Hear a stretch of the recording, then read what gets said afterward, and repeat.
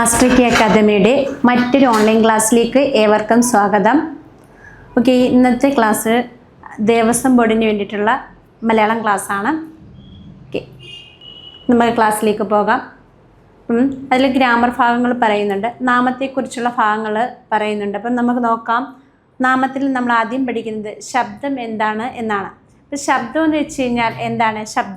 ശബ്ദത്തിൻ്റെ മറ്റൊരു പേര് പ്രകൃതി എന്നാണ്. ശബ്ദത്തിൻ്റെ മറ്റൊരു പേരെന്താണ്? പ്രകൃതി എന്നാണ്. ഇപ്പോൾ ശബ്ദം എന്ന് വെച്ച് കഴിഞ്ഞാൽ അർത്ഥയുക്തമായ അക്ഷരമോ അക്ഷരക്കൂട്ടമോ ആണ് ശബ്ദം. എന്താണ് ശബ്ദം? അർത്ഥയുക്തമായ അക്ഷരമോ അക്ഷരക്കൂട്ടമോ ആണ് ശബ്ദം. ഇനി അർത്ഥയുക്തമായ അക്ഷരമോ അക്ഷരക്കൂട്ടമോ എന്ന് നമ്മൾ പറഞ്ഞു. രാമൻ എന്ന് പറയുമ്പോൾ ഇത് അക്ഷരങ്ങളുടെ കൂട്ടമല്ലേ?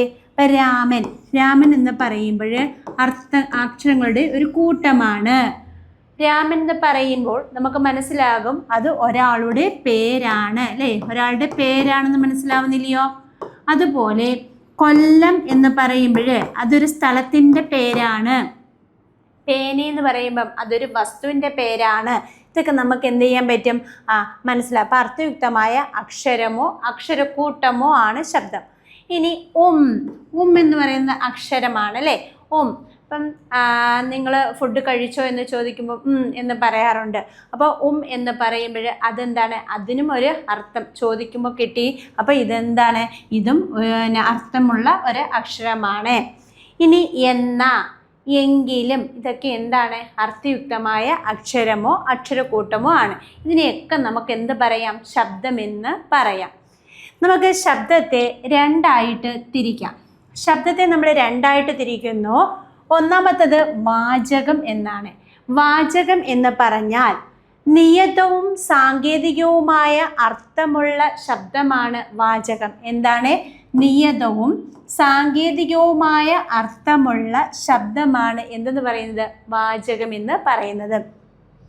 എന്ന് വെച്ച് കഴിഞ്ഞാൽ സ്വതന്ത്രമായ അർത്ഥമുള്ള ശബ്ദം. സ്വതന്ത്രമായി നിന്നാൽ അർത്ഥമുള്ള ശബ്ദം.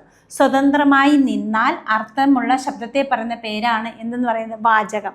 അതായത് സ്വതന്ത്രമായ അർത്ഥത്തെ കാണിക്കാൻ ശബ്ദങ്ങൾക്ക് കഴിയും. സ്വതന്ത്രമായ അർത്ഥത്തെ കാണിക്കാൻ ശബ്ദങ്ങൾക്ക് കഴിയും. ഈ ശബ്ദത്തെ നമ്മൾ പറയുന്ന പേരാണ് വാചകം എന്ന്. ഉദാഹരണം, രാമൻ എന്ന് പറഞ്ഞപ്പം അത് ഒറ്റയ്ക്ക് വന്ന് നിന്നാൽ നമുക്ക് മനസ്സിലാകും അതിന് ഒരർത്ഥമുണ്ട്, ഒരാളുടെ പേരാണെന്ന് ഞാൻ നേരത്തെയും പറഞ്ഞു. കൊല്ലം എന്ന് പറയുമ്പോൾ ഒരു സ്ഥലത്തിൻ്റെ പേരാണ്. പേന ഒരു വസ്തുവിൻ്റെ പേരാണ്, അല്ലേ? അപ്പോൾ ഇതൊക്കെയാണ് സ്വതന്ത്രമായ അർത്ഥമുള്ള ശബ്ദങ്ങളെ നമ്മൾ പറയുന്ന പേരാണ് എന്തെന്ന് പറയുന്നത്? വാചകം എന്ന് പറയുന്നത്. അപ്പം എന്താണ് ശബ്ദം? അർത്ഥയുക്തമായ അക്ഷരമോ അക്ഷരക്കൂട്ടമോ ആണ് ശബ്ദം. ശബ്ദത്തെ നമ്മൾ രണ്ടായിട്ട് തിരിക്കുന്നു, വാചകമെന്നും ദ്യോതകമെന്നും. വാചകം എന്ന് പറഞ്ഞാൽ സ്വതന്ത്രമായി നിന്നാൽ അർത്ഥമുള്ള ശബ്ദമാണ് എന്ത്? വാചകം. സ്വതന്ത്രമായി നിന്നാൽ അർത്ഥമുള്ള ശബ്ദമാണ് വാചകം. ഇനി എന്താണ് ദ്യോതകം? ഇതിൻ്റെ നേരെ ഓപ്പോസിറ്റ് ആയിരിക്കും. എന്താണ്? സ്വതന്ത്രമായി നിൽക്കാൻ കഴിയാത്തതും മറ്റ് ശബ്ദങ്ങളോട് ചേർന്ന് നിന്നുകൊണ്ട് അവയുടെ അർത്ഥത്തെ പരിഷ്കരിക്കുകയോ വെളിപ്പെടുത്തുകയോ ശബ്ദങ്ങളെ തമ്മിൽ കൂട്ടിയിണക്കുകയോ ചെയ്യുന്ന ശബ്ദമാണ് ദ്യോതകം. അപ്പോൾ എന്താണ്? സ്വതന്ത്രമായി നിൽക്കാൻ കഴിയാത്തതും മറ്റ് ശബ്ദങ്ങളോട് ചേർന്ന് നിന്നുകൊണ്ട് അവയുടെ അർത്ഥത്തെ പരിഷ്കരിക്കുകയോ വെളിപ്പെടുത്തുകയോ ശബ്ദങ്ങളെ തമ്മിൽ കൂട്ടിയിണക്കുകയോ ചെയ്യുന്ന ശബ്ദമാണ് ദ്യോതകം. മനസ്സിലായോ? അപ്പം എന്താണെന്ന് പറഞ്ഞാൽ ദ്യോതകം എന്ന് പറഞ്ഞാൽ സ്വതന്ത്രമായി നിന്നാൽ അതിനെന്തോ ഇല്ല, അർത്ഥമില്ല. ഇതാണ് ഈ സെൻറ്റൻസ് കൊണ്ട് നമ്മൾ അർത്ഥമാക്കുന്നത്. അപ്പോൾ സ്വതന്ത്രമായി നിന്നാൽ അർത്ഥമുള്ള ശബ്ദം വാചകവും സ്വതന്ത്രമായി നിന്നാൽ അർത്ഥമില്ലാത്ത ശബ്ദം ദ്യോതകവും ആണ്. ഉദാഹരണം പറയാം. എന്ന് ഒറ്റയ്ക്ക് വന്ന് നിന്നാൽ അർത്ഥമുണ്ട്. അപ്പം നേരത്തെ ഞാൻ ചോദിച്ചു ഫുഡ് കഴിച്ചോ എന്ന് ചോദിക്കുമ്പോൾ എന്ന് പറയുകയാണെങ്കിൽ അതിനൊരു അർത്ഥമുണ്ട്, അല്ലേ? അതല്ലാതെ എന്ന് ഒറ്റയ്ക്കൊരു സെൻറ്റൻസിൽ വന്ന് നിന്ന് കഴിഞ്ഞാൽ അതിന് അർത്ഥമുണ്ടോ? ഇല്ല. അതിന് നമുക്ക് എന്ത് പറയാം? ദ്യോതകം എന്ന് പറയാം. എന്നാൽ രാമനും സീതയും എന്ന് പറഞ്ഞപ്പോൾ ഇവിടെ വന്നു, അല്ലേ? രാമനും സീതയും എന്ന് പറഞ്ഞപ്പോൾ അവിടെ വന്നിട്ടുണ്ട്. അപ്പം അവിടെ എന്ത് വന്നു? ഒരർത്ഥം വന്നു. മറ്റ് വാചക ശബ്ദങ്ങളോട് ചേർന്നപ്പോൾ അതിന് അർത്ഥം വന്നു. ഇനി രാമനോ സീതയോ അപ്പം ഇവിടെ ഓ എന്നുള്ള ഒരു പദം വന്നു. ഓ അല്ലേ, ഓ. ഇപ്പം ഇവിടെ ഓ ഒറ്റയ്ക്ക് വന്നിരുന്നെങ്കിൽ അർത്ഥമില്ലായിരുന്നു. പക്ഷേ രാമനോ സീതയോ എന്ന് ചോദിച്ചപ്പോൾ അതിനൊരു അർത്ഥം വന്നു. ഇനിയോ എങ്കിൽ, മഴ പെയ്തു എങ്കിലും, മഴ പെയ്തു എങ്കിലും ഉഷ്ണം കുറഞ്ഞില്ല എന്ന് പറയാം. മഴ പെയ്തു എങ്കിലും ഉഷ്ണം കുറഞ്ഞില്ല, മഴ പെയ്തു എങ്കിലും ഉഷ്ണം കുറഞ്ഞില്ല എന്ന് നമ്മൾ പറയുന്നു. അപ്പം അവിടെ എങ്കിലും എന്നുള്ള പദത്തിന് എന്ത് വന്നു? അർത്ഥം വന്നു. ഇനി എന്ന രാധ എന്ന പെൺകുട്ടി ഒരർത്ഥം വന്നു. അയ്യോ എന്ന് പറഞ്ഞപ്പം, അയ്യോ ഒരു പാമ്പ് എന്ന് പറഞ്ഞപ്പം അവിടെ ഒരു അർത്ഥം വന്നു അല്ലേ. അപ്പം ഇങ്ങനെ ഉപയോഗിക്കുന്ന പദങ്ങളെ പറയുന്ന പേരാണ് ദ്യോതകം എന്ന് പറയുന്നത്. അപ്പം നോക്കിക്കേ, ദ്യോതകം എന്ന് പറഞ്ഞാൽ എന്താണ്? സ്വതന്ത്രമായി നിൽക്കാൻ കഴിയാത്തതും മറ്റ് ശബ്ദങ്ങളോട് ചേർന്ന് നിന്നുകൊണ്ട് അവയുടെ അർത്ഥത്തെ പരിഷ്കരിക്കുകയോ വെളിപ്പെടുത്തുകയോ ശബ്ദങ്ങളെ തമ്മിൽ കൂട്ടിയിണയ്ക്കുകയോ ചെയ്യുന്ന ശബ്ദത്തെ പറയുന്ന പേരാണ് ദ്യോതകം. അതായത് സ്വതന്ത്രമായി നിന്നാൽ അർത്ഥമില്ലാത്ത ശബ്ദമാണ് എന്ന് പറയുന്നത് ദ്യോതകം. സ്വതന്ത്രമായി നിന്നാൽ അർത്ഥമുള്ള ശബ്ദമാണ് എന്ത്? വാചകം. ക്ലിയർ ആയല്ലോ? അപ്പം ശബ്ദം എന്ന് വെച്ച് കഴിഞ്ഞാൽ എന്താണ്? അർത്ഥയുക്തമായ അക്ഷരമോ അക്ഷരക്കൂട്ടമോ ആണ് ശബ്ദം. ഇതിനെ നമ്മൾ രണ്ടായിട്ട് തിരിക്കുകയാണ്, വാചകമെന്നും ദ്യോതകമെന്നും. വാചകം എന്ന് പറഞ്ഞാൽ സ്വതന്ത്രമായി നിന്നാൽ അർത്ഥമുള്ള ശബ്ദം, ദ്യോതകം എന്ന് പറഞ്ഞാൽ സ്വതന്ത്രമായി നിന്നാൽ അർത്ഥമില്ലാത്ത ശബ്ദം. ഓക്കെ അല്ലേ? അടുത്ത് നോക്കിക്കേ, നമ്മൾ വാചകത്തെ വീണ്ടും മൂന്നായിട്ട് തിരിക്കുകയാണ്. അപ്പോൾ വാചകത്തെ നമ്മൾ മൂന്നായിട്ട് തിരിക്കുന്നു. ഒന്നാമത്തത് നാമം. നാമം എന്ന് വെച്ച് കഴിഞ്ഞാൽ ഏതെങ്കിലും ഒന്നിൻ്റെ പേരായ ശബ്ദമാണ് എന്തെന്ന് പറയുന്നത്? നാമം. അതൊരു വസ്തുവിൻ്റെ ആകാം, ഒരു സ്ഥലത്തിൻ്റെ ആകാം, ഒരു സാധനത്തിൻ്റെ ആകാം. അപ്പം എന്തിൻ്റെ ആയാലും പേരിനെ കുറിക്കുന്ന ശബ്ദമാണ് എങ്കിൽ അതെന്തായിരിക്കും? നാമമായിരിക്കും അല്ലേ. നോക്കിക്കേ, ഏതെങ്കിലും ഒന്നിൻ്റെ പേരായ ശബ്ദമാണ് നാമം. വ്യക്തി, വസ്തു, സ്ഥലം എന്നിവയെല്ലാം സൂചിപ്പിക്കുന്ന ശബ്ദമാണ് നാമം. ഉദാഹരണം നേരത്തെ നമ്മൾ പറഞ്ഞ രാമനും കൊല്ലവും പേനയും എല്ലാം എന്തിൽ വരുന്നതാണ്? നാമത്തിൽ വരുന്നതാണ്. ക്ലിയർ ആയല്ലോ? അടുത്തതാണ്, അപ്പം നമ്മൾ വാചകത്തെ എത്രയായിട്ട് തിരിച്ചു? മൂന്നായിട്ട് തിരിച്ചു. മൂന്നായിട്ട് തിരിച്ചാൽ ആദ്യത്തെയാണ് എന്തുവാ? നാമം. ഇനി അടുത്ത എന്താണ്? ക്രിയയാണ്. നാമം കഴിഞ്ഞ് നമ്മൾ അടുത്തത് എങ്ങോട്ട് പോകുക? ക്രിയ. ക്രിയ എന്ന് പറഞ്ഞാൽ ഒരു പ്രവൃത്തിയെ കുറിക്കുന്ന ശബ്ദത്തെയാണ് നമ്മൾ എന്ത് പറയുന്നത്? ക്രിയ എന്ന് പറയുന്നത്. ഒരു പ്രവൃത്തിയെ കുറിക്കുന്ന ശബ്ദത്തെ പറയുന്ന പേരാണ് ക്രിയ. അതായത് ഉദാഹരണം, പ്രവൃത്തിയെ കുറിക്കുന്ന ശബ്ദം എന്ന് പറഞ്ഞു. ഉദാഹരണം, ഓടുക, ചാടുക, പഠിക്കുക. ഓടുക, ചാടുക, പഠിക്കുക, ഇതെല്ലാം എന്താണ്? പ്രവൃത്തിയാണ് അല്ലേ. അപ്പം പ്രവൃത്തിയെ കുറിക്കുന്ന ശബ്ദത്തെ നമുക്ക് എന്ത് പറയാം? ക്രിയ എന്ന് പറയാം. അപ്പം നാമം എന്ന് വെച്ച് കഴിഞ്ഞാൽ എന്താണ്? ഒരു പേരിനെ കുറിക്കുന്ന ശബ്ദമാണ് നാമം. എന്നാൽ ഒരു പ്രവൃത്തിയെ കുറിക്കുന്ന ശബ്ദമാണ് എന്താ? ക്രിയ എന്ന് പറയുന്നത്. ഓക്കെ. ഇനി അടുത്ത എന്താണ്? മൂന്നായിട്ടല്ലേ തിരിച്ചത്. അപ്പം നാമം ക്രിയയായി. അടുത്തത് എന്താ? ഭേദകമാണ്. ഭേദകം എന്ന് പറഞ്ഞു കഴിഞ്ഞാൽ വിശേഷണത്തെ കുറിക്കുന്ന ശബ്ദത്തെയാണ് ഭേദകം എന്ന് പറയുന്നത്. വിശേഷണത്തെ കുറിക്കുന്ന ശബ്ദത്തെ പറയുന്ന പേരാണ് ഭേദകം. നല്ല, കറുത്ത, വെളുത്ത, ഇതൊക്കെ എന്താണ്? ഭേദകത്തിനു ഉദാഹരണങ്ങളാണ്. നല്ല ഒരു വിശേഷണമല്ലേ, കറുത്ത ഒരു വിശേഷണമാണ്, വെളുത്ത ഒരു വിശേഷണമാണ്. ഒക്കെയാണോ? അപ്പം എന്താണ് ശബ്ദം എന്ന് വെച്ച് കഴിഞ്ഞാൽ അർത്ഥയുക്തമായ അക്ഷരമോ അക്ഷരക്കൂട്ടമോ ആണ് ശബ്ദം. അതിനെ നമ്മൾ രണ്ടായിട്ട് തിരിച്ചു, വാചകമെന്നും ദ്യോതകമെന്നും. വാചകം എന്ന് വെച്ച് കഴിഞ്ഞാൽ സ്വതന്ത്രമായി നിന്നാൽ അർത്ഥമുള്ള ശബ്ദമാണ്. ദ്യോതകം എന്ന് പറഞ്ഞാൽ സ്വതന്ത്രമായി നിന്നാൽ അർത്ഥമില്ലാത്ത ശബ്ദം. വാചകത്തെ നമ്മൾ വീണ്ടും മൂന്നായിട്ട് തിരിച്ചു, നാമം, ക്രിയ, ഭേദകം. നാമം എന്തിൻ്റെയെങ്കിലും പേരായ ശബ്ദം, ക്രിയ പ്രവൃത്തിയെ കുറിക്കുന്ന ശബ്ദം, ഭേദകം വിശേഷണത്തെ കുറിക്കുന്ന ശബ്ദം. ക്ലിയർ ആണല്ലോ? അടുത്ത ശ്രദ്ധിക്കുക, നാമത്തെ നമുക്ക് എത്രയായിട്ട് തിരിക്കാം? വീണ്ടും മൂന്നായി തിരിക്കാം. അപ്പം നാമത്തെയാണ്, ഇനി നാമമാണ് നമ്മൾ പഠിച്ചു പോകുന്നത്. നാമത്തെ നമ്മൾ വീണ്ടും മൂന്നായിട്ട് തിരിക്കുകയാണ്. അതിൽ ഒന്നാമത്തെ നാമമാണ് ദ്രവ്യനാമം. ദ്രവ്യനാമം. ദ്രവ്യം എന്ന് വെച്ച് കഴിഞ്ഞാൽ നമ്മൾ ഫിസിക്സിലൊക്കെ പഠിച്ചിട്ടുണ്ട്. ദ്രവ്യം എന്ന് വെച്ച് കഴിഞ്ഞാൽ എന്താണെന്നില്ലേ? സ്ഥിതി ചെയ്യാൻ സ്ഥലം ആവശ്യമുള്ള ഏതൊരു വസ്തുവിനും നമുക്ക് എന്ത് പറയാം? ദ്രവ്യം എന്ന് പറയാം. അപ്പം അതിൻ്റെ പേരായ ശബ്ദമായിരിക്കണം എന്താ? ദ്രവ്യനാമം. അപ്പം നമുക്ക് നോക്കാം. ദ്രവ്യത്തെ സൂചിപ്പിച്ചുകൊണ്ട് നിൽക്കുന്ന ശബ്ദങ്ങളാണ് ദ്രവ്യനാമം. ദ്രവ്യത്തെ സൂചിപ്പിച്ചുകൊണ്ട് നിൽക്കുന്ന ശബ്ദങ്ങളാണ് ദ്രവ്യനാമം. സ്ഥിതി ചെയ്യാൻ സ്ഥലം ആവശ്യമുള്ള ഏതൊരു വസ്തുവിൻ്റെയും പേരായ ശബ്ദം. സ്ഥിതി ചെയ്യാൻ സ്ഥലം ആവശ്യമുള്ള ഏതൊരു വസ്തുവിൻ്റെയും പേരായ ശബ്ദത്തെ പറയുന്ന പേരാണ് എന്തുവാ? ദ്രവ്യനാമം എന്ന് പറയും. ഉദാഹരണം പറയുകയാണെങ്കിൽ രാമന് സ്ഥിതി ചെയ്യാൻ സ്ഥലം ആവശ്യമാണ്. നോക്കിയേ, കോഴി സ്ഥിതി ചെയ്യാൻ സ്ഥലം ആവശ്യമാണല്ലോ. മരം ആവശ്യമാണ്. മഞ്ഞ് ആവശ്യമാണ് അല്ലേ? മഞ്ഞിന് സ്ഥിതി ചെയ്യാൻ സ്ഥലം ആവശ്യമാണ്. അവനെന്നോ അതെന്നോ പറഞ്ഞാലും അതിനൊക്കെ സ്ഥിതി ചെയ്യാൻ സ്ഥലം ആവശ്യമാണ് അല്ലേ? അപ്പോൾ സ്ഥിതി ചെയ്യാൻ സ്ഥലം ആവശ്യമുള്ള ഏതൊരു വസ്തുവിൻ്റെയും പേരായ ശബ്ദത്തെ പറയുന്ന പേരാണ് ദ്രവ്യനാമം. അടുത്ത നോക്കിക്കേ, ഗുണനാമമാണ്. ഗുണനാമം എന്ന് വെച്ച് കഴിഞ്ഞാൽ എന്താണ്? ഒന്നിൻ്റെ ഗുണത്തെ സൂചിപ്പിക്കുന്ന നാമം. ഏതെങ്കിലും ഒന്നിൻ്റെ ഗുണത്തെ സൂചിപ്പിക്കുന്ന നാമമാണ് എന്തെന്ന് പറയുന്നത്? ഗുണനാമം. ഏതെങ്കിലും ഒന്നിൻ്റെ ഗുണത്തെ സൂചിപ്പിക്കുന്ന നാമമാണ് ഗുണനാമം. ഉദാഹരണം, മിടുക്ക്, സാമർഥ്യം, ധൈര്യം. മിടുക്ക്, സാമർഥ്യം, ധൈര്യം എന്നൊക്കെ പറയുമ്പോൾ അതെന്താണ്? ഗുണനാമമാണ്. ഓക്കെ. അപ്പം ദ്രവ്യനാമം എന്ന് വെച്ച് കഴിഞ്ഞാൽ എന്താണ്? ഏതെങ്കിലും ഒരു ദ്രവ്യത്തെ സൂചിപ്പിച്ചു കൊണ്ട് നിൽക്കുന്ന നാമം. ദ്രവ്യം എന്ന് വെച്ച് കഴിഞ്ഞാൽ സ്ഥിതി ചെയ്യാൻ സ്ഥലം ആവശ്യമുള്ള ഏതൊരു വസ്തുവിനെ നമുക്ക് എന്ത് പറയാം? ദ്രവ്യം എന്ന് പറയാം. അതിൻ്റെ പേരായ ശബ്ദത്തെ നമുക്ക് എന്ത് പറയാം? ദ്രവ്യനാമം എന്ന് പറയാം. ഓക്കെ ആണോ? ഇനി നോക്കിക്കേ, ഗുണനാമം എന്ന് വെച്ച് കഴിഞ്ഞാൽ ഏതെങ്കിലും ഒരു ഗുണത്തെ കുറിക്കുന്ന നാമമാണ് ഗുണനാമം. അടുത്തത് എന്താണ്? ഗുണനാമം കഴിഞ്ഞു. അടുത്തത് എന്താണ്? ക്രിയാനാമമാണ്. ദ്രവ്യനാമം, ഗുണനാമം, ക്രിയാനാമം. ക്രിയ നമ്മൾ പറഞ്ഞു പ്രവൃത്തിയെ കുറിക്കുന്ന ശബ്ദമാണെന്ന് പറഞ്ഞു.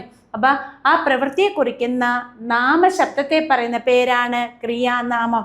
പ്രവൃത്തിയെ കുറിക്കുന്ന നാമശബ്ദത്തെ പറയുന്ന പേരാണ് ക്രിയാനാമം.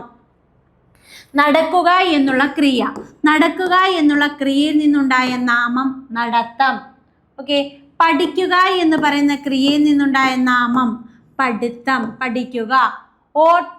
ഓടുക എന്നുള്ള ക്രിയയിൽ നിന്നുണ്ടായ നാമമാണ് ഓട്ടം. ചാടുക എന്നുള്ള ക്രിയയിൽ നിന്നുണ്ടായ നാമമാണ് ചാട്ടം. ഓക്കെ. കൊയ്യുക എന്ന് പറയുന്ന ക്രിയയിൽ നിന്നുണ്ടായ നാമമാണ് കൊയ്ത്ത്. മനസ്സിലായോ പറഞ്ഞത്? അപ്പം ക്രിയയിൽ നിന്നുണ്ടാകുന്ന അല്ലെങ്കിൽ പ്രവൃത്തിയെ കുറിക്കുന്ന നാമശബ്ദത്തെ പറയുന്ന പേരാണ് ക്രിയാനാമം. ഓക്കെ ആണോ? അപ്പം എന്താണ് ശബ്ദം? എന്തായിരുന്നു? അർത്ഥയുക്തമായ അക്ഷരമോ അക്ഷരക്കൂട്ടമോ ആണ് ശബ്ദം. ശബ്ദത്തെ നമ്മൾ രണ്ടായിട്ട് തിരിച്ചു. എങ്ങനെയൊക്കെയാണ്? വാചകമെന്നും ദ്യോതകമെന്നും. വാചകം എന്ന് വെച്ച് കഴിഞ്ഞാൽ സ്വതന്ത്രമായി നിന്നാൽ അർത്ഥമുള്ള ശബ്ദമാണ്. ദ്യോതകം എന്ന് പറഞ്ഞാൽ സ്വതന്ത്രമായി നിന്നാൽ അർത്ഥമില്ലാത്തതും മറ്റ് വാചക ശബ്ദങ്ങളോട് ചേർന്ന് നിൽക്കുമ്പോൾ അർത്ഥം ലഭിക്കുന്നതുമായ ശബ്ദം. വാചകത്തെ നമ്മൾ മൂന്നായിട്ട് തിരിച്ചു. നാമം, ക്രിയ, ഭേദകം. നാമം എന്ന് വെച്ച് കഴിഞ്ഞാൽ എന്തിൻ്റെയെങ്കിലും പേരായ ശബ്ദം. ക്രിയ എന്ന് പറഞ്ഞാൽ ഏതെങ്കിലും ഒരു പ്രവൃത്തിയെ കുറിക്കുന്ന ശബ്ദം. ഭേദകം എന്ന് പറഞ്ഞാൽ ഏതെങ്കിലും ഒരു വിശേഷണത്തെ കുറിക്കുന്ന ശബ്ദം. പിന്നീട് നമ്മൾ നാമത്തെ വീണ്ടും എത്രയായിട്ട് തിരിക്കുക? മൂന്നായിട്ട് തിരിക്കുകയാണ്. ദ്രവ്യനാമം, ഗുണനാമം, ക്രിയാനാമം. ദ്രവ്യനാമം എന്ന് വെച്ച് കഴിഞ്ഞാൽ സ്ഥിതി ചെയ്യാൻ സ്ഥലം ആവശ്യമുള്ള ഏതൊരു വസ്തുവിൻ്റെയും പേരായ ശബ്ദം. ഗുണനാമമാണെങ്കിൽ ഏതെങ്കിലും ഒരു ഗുണത്തെ കുറിക്കുന്ന നാമം. ക്രിയാനാമമാണെങ്കിൽ ഏതെങ്കിലും ഒരു പ്രവൃത്തിയെ കുറിക്കുന്ന നാമം. ക്ലിയർ ആണല്ലോ? അടുത്ത ശ്രദ്ധിക്കുക. ദ്രവ്യനാമത്തെ നമുക്ക് നാലായിട്ട് തിരിക്കാം. ദ്രവ്യനാമത്തെ നമ്മൾ എത്രയായിട്ട് തിരിക്കുന്നു? നാലായിട്ട് തിരിക്കുന്നു. അതിൽ ഒന്നാമത്തേതാണ് സംജ്ഞാനാമം. എന്താണ് സംജ്ഞാനാമം? സംജ്ഞാനാമം എന്ന് പറഞ്ഞു കഴിഞ്ഞാൽ ഒരേ സ്വഭാവവും സ്വരൂപവുമുള്ള ഒരു കൂട്ടത്തിൽ നിന്നും ഒന്നിനെ എടുത്ത് പറയുന്നത്. അപ്പം ഒരേ സ്വഭാവവും സ്വരൂപവുമുള്ള ഒരു കൂട്ടത്തിൽ നിന്നും ഒന്നിനെ എടുത്ത് പറയുക. അതായത് ഒരു പേര് നമ്മൾ എടുത്ത് പറയുന്നതാണ് എന്തെന്ന് പറയുന്നത്? സംജ്ഞാനാമം. ഉദാഹരണം നോക്കിയേ, ഒരു കൂട്ടം വസ്തുക്കളിൽ നിന്നോ വ്യക്തികളിൽ നിന്നോ സ്ഥലങ്ങളിൽ നിന്നോ ഒക്കെ ഒന്നിനെ എടുത്ത് പറയുന്നതാണ് സംജ്ഞാനാമം. അപ്പോൾ ഒരു പേര് നമ്മൾ എടുത്ത് പറയുകയാണെങ്കിൽ, ഇപ്പോൾ ഒരു കൂട്ടം നിൽക്കുന്ന, ഒരു കൂട്ടം ആൾക്കാർ നിൽക്കുന്നു, അതിൽ നിന്ന് നമ്മൾ ഒരാളെ വിളിക്കുകയാണ്. അപ്പോൾ ആ പേര് നമ്മൾ എടുത്ത് പറയുകയാണെങ്കിൽ അത് സംജ്ഞാനാമമാണ്. മനസ്സിലായോ? അപ്പം ഒരേ കണക്കുള്ള ഒരേ കൂട്ടമായിരിക്കണം, ഒരേ സ്വഭാവവും ഒരേ സ്വരൂപത്തോടുമുള്ള ഒരു കൂട്ടത്തിൽ നിന്നും ഒന്നിനെ ഊന്നി പറയുന്നതാണ് എന്തെന്ന് പറയുന്നത്? സംജ്ഞാനാമം. ഓക്കെ, ഉദാഹരണം രാമൻ. ഒരു കൂട്ടം ആൾക്കാർ നിൽക്കുക, നമ്മൾ അതിനകത്ത് നിന്ന് രാമൻ എന്ന് പറയുന്നു. അപ്പം രാമൻ എവിടെ വരും? സംജ്ഞാനാമത്തിൽ വരും, ഇല്ലേ? കുറച്ച് മൃഗങ്ങൾ നിൽക്കുന്നു, ആ കൂട്ടത്തിൽ നിന്നും പശു എന്ന് പറയുന്നു. അപ്പം പശു ഇതിനകത്ത് വരുന്നത് സംജ്ഞാനാമത്തിൽ വരും. തേക്ക്, കുറേ മരങ്ങളുടെ കൂട്ടത്തിൽ തേക്ക്, നമ്മൾ പറയുന്ന തേക്ക് മരം. അപ്പം തേക്ക് എന്ന് പറയുന്നതിനകത്ത് വരും സംജ്ഞാനാമം. ഒരുപാട് പക്ഷികളുടെ നിൽക്കുന്നു, ആ പക്ഷികളുടെ കൂട്ടത്തിൽ നിന്ന് നമ്മൾ മയിൽ എന്ന് പറയുന്നു. അപ്പോൾ അതിനകത്ത് വരും സംജ്ഞാനാമം. മനസ്സിലായോ പറഞ്ഞത്? അപ്പം ഒരേ സ്വഭാവത്തോടും സ്വരൂപത്തോടുമുള്ള ഒരു കൂട്ടത്തിൽ നിന്നും ഒന്നിനെ ഊന്നി പറയുന്നതാണ് എന്തെന്ന് പറയുന്നത്? സംജ്ഞാനാമം. ഓക്കെ അല്ലേ? അടുത്തതാണ് സാമാന്യനാമമാണ്. സാമാന്യനാമം എന്താണ്? സാമാന്യനാമം എന്ന് വെച്ച് കഴിഞ്ഞാൽ നമ്മൾ ഒരു കൂട്ടത്തിൽ നിന്ന് ഒന്നിനെ ഊന്നി പറഞ്ഞപ്പോൾ അത് സംജ്ഞാനാമം അല്ലേ? അപ്പം അങ്ങനെയാണെങ്കിൽ ആ കൂട്ടത്തെ പറയുന്ന പേരാണ് എന്തുവാ? സാമാന്യനാമം. അതായത് ഒരേ സ്വഭാവത്തോടും സ്വരൂപത്തോടും കൂടിയ ഒന്നിനെ കൂട്ടമായി എടുത്ത് കാണിക്കുന്നതാണ് സാമാന്യനാമം. ഒരേ സ്വഭാവത്തോടും സ്വരൂപത്തോടും കൂടിയ ഒന്നിനെ കൂട്ടമായി എടുത്ത് കാണിക്കുന്നതാണ് സാമാന്യനാമം. ഇതിൽ വസ്തു, വ്യക്തി, സ്ഥലം തുടങ്ങിയവ കൂട്ടമായിട്ടായിരിക്കും പറയുന്നത്. വസ്തു, വ്യക്തി, സ്ഥലം തുടങ്ങിയവ എന്തായിരിക്കും? കൂട്ടമായിട്ട് പറയും. അപ്പം മനുഷ്യരൊരു കൂട്ടമാണ്. മനുഷ്യരെന്നൊരു പേരെടുത്ത് പറഞ്ഞു രാമൻ, അതെന്തിനു വന്നു? സംജ്ഞാനാമത്തിൽ വന്നു അല്ലേ? പക്ഷികൾ എന്ന് പറയുന്ന ഒരു കൂട്ടമാണ്. പക്ഷികളുടെ കൂട്ടത്തിൽ നമ്മൾ മയിൽ എന്ന് പറഞ്ഞപ്പം അത് സംജ്ഞാനാമവും, എന്നാൽ പക്ഷികൾ എന്ന് പറഞ്ഞപ്പോൾ അത് സാമാന്യനാമവുമായി. മൃഗങ്ങൾ എന്ന് പറയുമ്പം അതെന്താണ്? അത് സംജ്ഞാനാമമാണ്. മൃഗങ്ങൾ എന്ന് പറയുമ്പം സാമാന്യനാമമാണ്. ഇനി നമ്മൾ പശു എന്ന് പറഞ്ഞപ്പം അത് സംജ്ഞാനാമത്തിൽ പോയി. മരങ്ങൾ എന്ന് പറയുമ്പോൾ അത് സാമാന്യനാമമാണ്, എന്നാൽ തേക്ക് എന്ന് പറഞ്ഞപ്പം അതെന്തായി? സംജ്ഞാനാമമായി. ഇപ്പം ക്ലിയർ ആയല്ലോ? അപ്പം ഒരേ സ്വഭാവത്തോടും സ്വരൂപത്തോടുമുള്ള ഒരു കൂട്ടത്തിൽ നിന്നും ഒന്നിനെ ഊന്നി പറയുന്നത് സംജ്ഞാനാമവും, ഇനി ആ കൂട്ടത്തെ പറയുകയാണെങ്കിൽ അതെന്തായിരിക്കും? സാമാന്യനാമവും ആയിരിക്കും. ക്ലിയർ ആണല്ലോ? അടുത്തതാണ് മേയനാമം. എന്താണ് മേയനാമം? മേയനാമം എന്ന് പറഞ്ഞാൽ ജാതി വ്യക്തി ഭേദമില്ലാത്ത നാമമാണ്. ജാതി വ്യക്തി ഭേദമില്ലാത്ത നാമം. പ്രകൃതിയിലെ പ്രതിഭാസങ്ങളെ കുറിക്കുന്ന നാമം. ഇത് ചോദിച്ചിട്ടുള്ളതാണ്. ജാതി വ്യക്തി ഭേദമില്ലാത്ത നാമം ഏതാണെന്ന്, അല്ലെങ്കിൽ പ്രകൃതി പ്രതിഭാസങ്ങളെ കുറിക്കുന്ന നാമം ഏതാണ്? പ്രകൃതി പ്രതിഭാസങ്ങളെ കുറിക്കുന്ന നാമമാണ് മേയനാമം. ഉദാഹരണം മഴ, മഞ്ഞ്, ആകാശം, വെയില്, കാറ്റ്, തീ, വെള്ളം, വെളിച്ചം, ഇരുട്ട്, വായു, ഇടി, മിന്നൽ എന്നൊക്കെ പറയുന്നത് എന്തിനകത്ത് വരുന്നയാ? നമ്മുടെ പ്രകൃതി പ്രതിഭാസങ്ങളിൽ വരുന്നതാണ്. ഈ പ്രകൃതി പ്രതിഭാസങ്ങളെ കുറിക്കുന്ന നാമത്തെ നമ്മൾ പറയുന്ന പേരാണ് മേയനാമം. അപ്പം മേയനാമം എന്ന് വെച്ച് കഴിഞ്ഞാൽ എന്താണ്? ജാതി വ്യക്തി ഭേദമില്ലാത്ത നാമമാണ് മേയനാമം. പ്രകൃതിയിലെ പ്രതിഭാസങ്ങളെ കുറിക്കുന്ന നാമമാണ് മേയനാമം. ഉദാഹരണം എന്തൊക്കെയാ? മഴ, മഞ്ഞ്, കാറ്റ്, വെയില്, ചൂട്, തീ, വെള്ളം, വെളിച്ചം, ഇരുട്ട്, വായു, ഇടി, മിന്നൽ, ഇതെല്ലാം വരുന്നത് മേയനാമത്തിലാണ് വരുന്നത്. ക്ലിയർ ആയല്ലോ? അടുത്തതാണ് ഏതാ? സർവനാമമാണ്. സർവനാമം എന്ന് വെച്ച് കഴിഞ്ഞാൽ നാമത്തിന് പകരം ഉപയോഗിക്കുന്ന നാമമാണ് സർവനാമം. നാമത്തിന് പകരം, ഒരാളുടെ പേരിന് പകരം നമ്മൾ ഉപയോഗിക്കും അവൻ, അവൾ, അത്, നീ, നിങ്ങൾ, താങ്കൾ. ഇതൊക്കെ ഇതിനകത്താണ് വരുന്നത്? സർവനാമത്തിലാണ് വരുന്നത്. മനസ്സിലായി പറഞ്ഞത്? അപ്പം നാമത്തിന് പകരം ഉപയോഗിക്കുന്ന നാമത്തിന് നമ്മൾ പറഞ്ഞ പേരാണ് സർവനാമം. അവൻ, അവൾ, നീ, നിങ്ങൾ, താങ്കൾ, ഞാൻ, ഞങ്ങൾ, നാം, നമ്മൾ, ഇതെല്ലാം എന്താ? സർവനാമം. എൻ്റെ, നിൻ്റെ, അവൻ്റെ എന്നൊക്കെ പറയുന്നത് എന്താണ്? സർവനാമങ്ങളാണ്. ഓക്കെ ആണോ? അപ്പം എന്താണ് ശബ്ദം എന്ന് പറയുന്ന ഒരു ഭാഗത്തെയാണ് നമ്മൾ തിരിച്ചത്. ശബ്ദം എന്ന് വെച്ച് കഴിഞ്ഞാൽ എന്തായിരുന്നു? ശബ്ദം എന്ന് വെച്ച് കഴിഞ്ഞാൽ എന്താണ്? അർത്ഥയുക്തമായ അക്ഷരമോ അക്ഷരക്കൂട്ടമോ ആണ് ശബ്ദം അല്ലേ? അതിന് രണ്ടായിട്ട് തിരിച്ചു. എങ്ങനെയൊക്കെയാ? വാചകമെന്നും ദ്യോതകമെന്നും ആണ്. അപ്പം വാചകം എന്ന് പറഞ്ഞാൽ സ്വതന്ത്രമായി നിന്നാൽ അർത്ഥമുള്ള ശബ്ദമാണ് വാചകം. സ്വതന്ത്രമായി നിന്നാൽ അർത്ഥമില്ലാത്ത ശബ്ദമാണ് ദ്യോതകം. വാചകത്തെ നമ്മൾ മൂന്നായിട്ട് തിരിക്കുന്നു. എങ്ങനെയൊക്കെയാണ്? നാമം, ക്രിയാഭേദകം. നാമം ക്രിയാഭേദകം. നാമം എന്ന് വെച്ച് കഴിഞ്ഞാൽ എന്തിൻ്റെയെങ്കിലും പേരായ ശബ്ദമാണ്. ക്രിയ എന്ന് പറഞ്ഞാൽ പ്രവൃത്തിയെ കുറിക്കുന്ന ശബ്ദമാണ്. ഭേദകം എന്ന് പറഞ്ഞാൽ വിശേഷണത്തെ കുറിക്കുന്ന ശബ്ദമാണ്. എന്നിട്ട് നമ്മൾ നാമത്തെ എന്തോ ചെയ്തു? നാമത്തെ നമ്മൾ വീണ്ടും മൂന്നായിട്ട് തിരിച്ചു. എങ്ങനെയൊക്കെയാണ്? ദ്രവ്യനാമം, ഗുണനാമം, ക്രിയാനാമം. എന്താണ് ദ്രവ്യനാമം? സ്ഥിതി ചെയ്യാൻ സ്ഥലം ആവശ്യമുള്ള ഏതൊരു വസ്തുവിൻ്റെയും പേരായ ശബ്ദം അല്ലേ. ഇനി ഗുണനാമമോ ഏതെങ്കിലും ഒരു ഗുണത്തെ കുറിക്കുന്ന നാമം. ക്രിയാനാമം പ്രവൃത്തിയെ കുറിക്കുന്ന നാമം. ഈ ദ്രവ്യനാമത്തെ നമ്മൾ വീണ്ടും എത്രയായിട്ട് തിരിക്കുകയാണ്? നാലായിട്ട് തിരിക്കുകയാണ് അല്ലേ. നാലായിട്ട് തിരിക്കുന്നു. എങ്ങനെയൊക്കെയാ? സംജ്ഞാനാമം, സാമാന്യനാമം, മേയനാമം, സർവനാമം. എന്താണ് സംജ്ഞാനാമം? ഒരേ സ്വഭാവത്തോടും സ്വരൂപത്തോടുമുള്ള ഒരു കൂട്ടത്തിൽ നിന്നും ഒന്നിനെ ഊന്നി പറയുന്നതാണ് സംജ്ഞാനാമം. ഇനി സാമാന്യനാമം എന്ന് പറഞ്ഞാൽ ഒരേ സ്വഭാവത്തോടും സ്വരൂപത്തോടുമുള്ള ഒരു കൂട്ടത്തെ പറയുന്ന പേരാണ് സാമാന്യനാമം.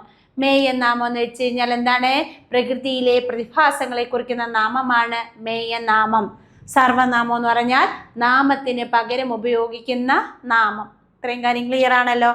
ഇനി അടുത്ത ശ്രദ്ധിക്കുക. സർവനാമത്തെ നമ്മൾ വീണ്ടും മൂന്നായിട്ട് തിരിക്കുകയാണ്. സർവനാമത്തെ വീണ്ടും മൂന്നായിട്ട് തിരിക്കുന്നു. ഒന്നാമത്തേതാണ് ഉത്തമ പുരുഷ സർവനാമം. ഉത്തമ പുരുഷ സർവനാമം. ഉത്തമ പുരുഷ സർവനാമം എന്ന് വെച്ച് കഴിഞ്ഞാൽ എന്താണ്? പറയുന്നയാളാണ്. പറയുന്നയാളാണ് ഉത്തമ പുരുഷ സർവനാമം. ഉദാഹരണം നോക്കിക്കേ.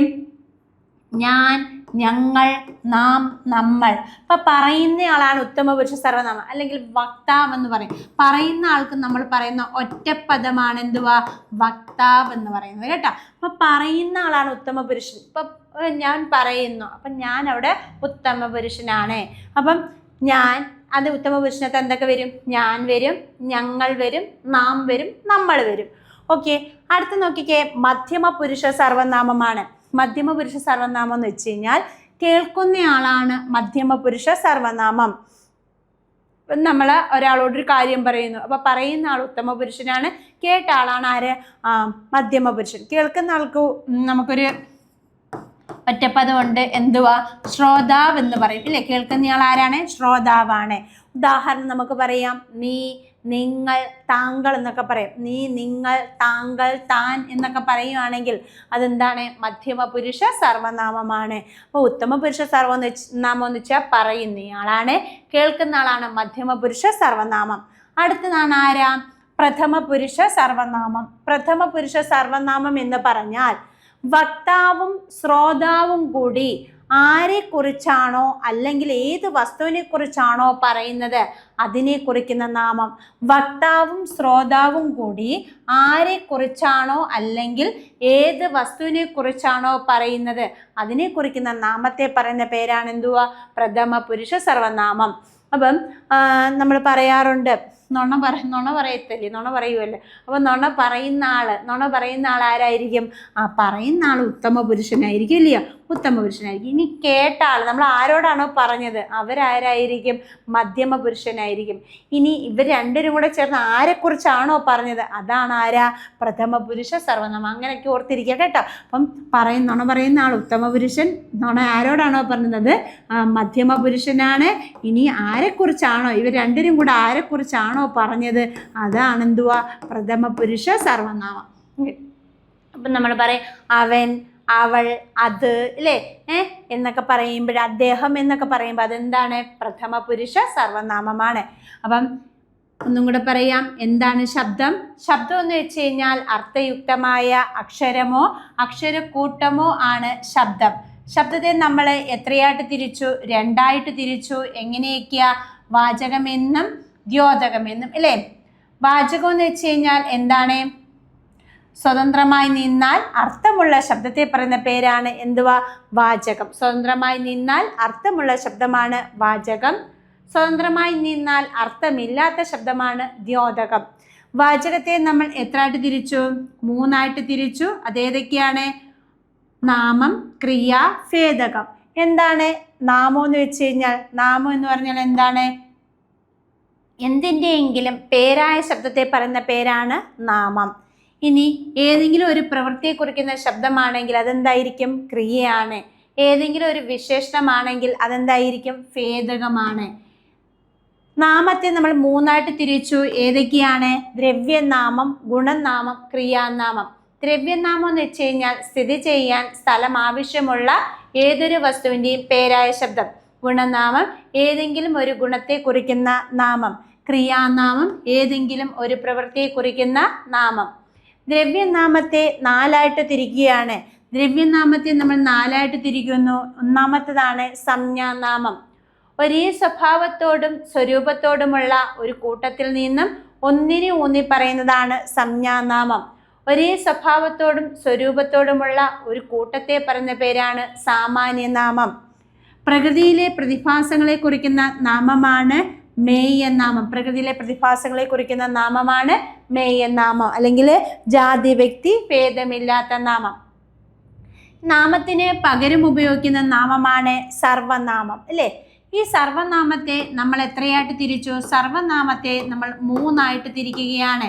സർവനാമത്തെ നമ്മൾ മൂന്നായിട്ട് തിരിക്കുന്നു. ഉത്തമ പുരുഷ സർവനാമം, മധ്യമ പുരുഷ സർവനാമം, പ്രഥമ പുരുഷ സർവനാമം. അപ്പോൾ ഉത്തമ പുരുഷ സർവനാമം എന്ന് വെച്ച് കഴിഞ്ഞാൽ എന്താണ്? ഉത്തമ പുരുഷ സർവനാമം പറയുന്നയാളാണ് ഉത്തമ പുരുഷൻ, കേൾക്കുന്ന ആളാണ് മധ്യമ പുരുഷൻ. ഇനി ആരെക്കുറിച്ചാണോ പറഞ്ഞത്, അല്ലെങ്കിൽ ഏത് വസ്തുവിനെ കുറിച്ചാണോ പറഞ്ഞത്, അതാണ് എന്തെന്ന് പറയുന്നത്? പ്രഥമ പുരുഷ സർവനാമം. അപ്പം നാമം എന്ന് പറയുന്ന ഒരു ഭാഗം നമുക്ക് പഠിക്കാനുണ്ട്. അപ്പം നാമം എന്ന് പറയുന്ന ഒരു ഭാഗം ഇവിടെ അത് തീർന്നിരിക്കുകയാണ്. നമ്മൾ ശബ്ദത്തിൽ നാമവും നാമത്തിൻ്റെ വിഭാഗങ്ങളുമാണ് പഠിച്ചത്. ഇമ്പോർട്ടൻ്റ് ആയിട്ടുള്ളൊരു ടോപ്പിക്കാണ്. അപ്പം ക്ലിയറായി കാണുമെന്ന് വിശ്വസിക്കുന്നു. Okay, thank you.